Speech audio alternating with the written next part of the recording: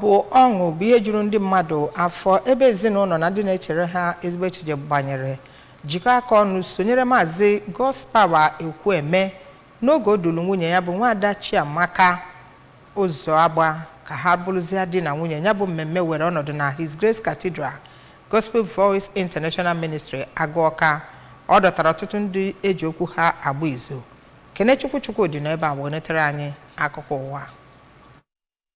Nwunye ahụ bụ ndị kwadoro ọfụma oge a na-edo ha n'iyi agbamakwụkwọ bụ nke ndị gbara akaebe bụ ndị ezinụlọ ha, ndị enyi nakwadi ndị ikwu na ibe, bụ nke onye nọ n'isi ụka ahụ bụ Reverend Dr. Ọdịnaka Ọlagụ. Onye ụkọchukwu ahụ oge ọ na-ekwu okwu nọrọ ebe ahụ gwa di na nwunye ahụ ka ha negidesi anya n'ebe Chineke nọ ma wekwere ya dịka ideji ụlọ ha. Nna nke nwoke ahụ gbara akwụkwọ bụ Sir Ekwueme bụ onye bụbu onye president nke Ọka Chamber of Commerce, Industry, Mine nakwa Agriculture kwuru na obi tọrọ ya ụtọ ka o si wee dị ndụ ma fụ ihe ọma Chineke mere n'ezinụlọ ya, mana ozikwere ebe ahụ nye ha ndụmọdụ ka ha were nnagide nakwa ndidi were na-eso onwe ha na alụmdi na nwunye ha. Di na nwunye ndị ahụ gbara akwụkwọ bụ Maazị nakwa Oriakụ Ekwueme bụ ndị nọrọ ebe ahụ wee gụpụta ka ha si wee fụ onwe ha, bụ nke ha kwuru na ọ bụghị ka ha si wee tụọ anya bụ ka o si wee pụta, mana na ọtụmadụ ihe niile na ha nyere Chineke ekene ka ha si wee bido n'obere were bụrụ ndị nụrụ onwe ha n'ụbọchị nke taa. Onye kọmishọna na-ahụ maka ọdịnala,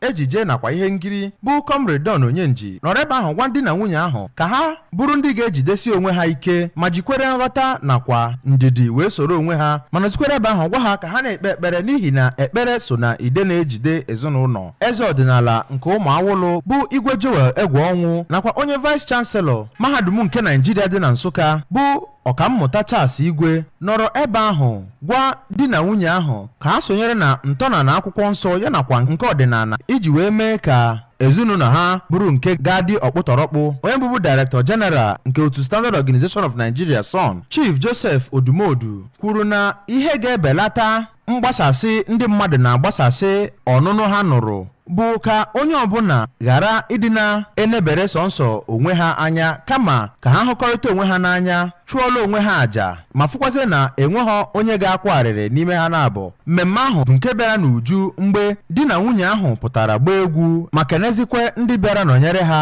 na agbamakwụkwọ ha.